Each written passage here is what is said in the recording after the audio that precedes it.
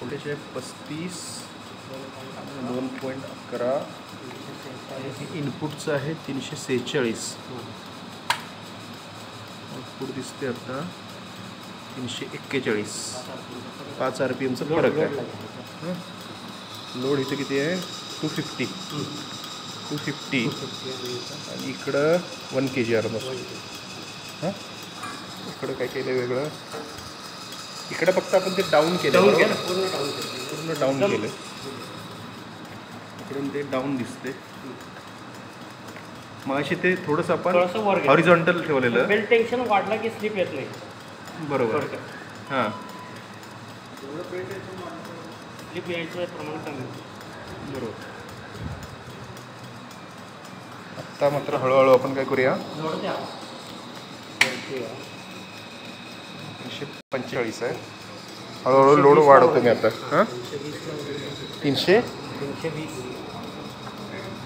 320ला आत्ताच 5 RPMचा फरक आला ना.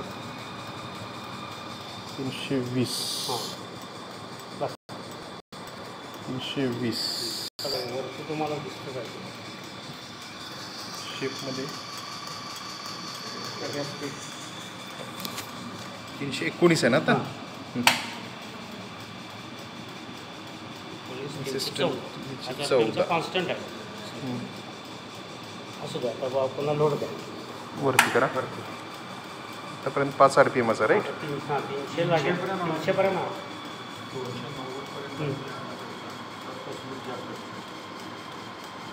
हां बस बस. हां आता दिसेल. किती घेते चालणार 288 राईट. कॅरेक्टरच आहे ना. 280 10 RPMचा फरक आला तसा. 279 288 10 RPMचा फरक आला. लोड किती आहे? लोड जरासा 1च्या ऑलमोस्ट 2ला आला येतो तो. वाढवा की थोडासा लोड वाढवा आणि ते स्लिप होईल. बस आता गेलं स्लिप. बस 270. ओके झालं. तिने बेल्ट पडले.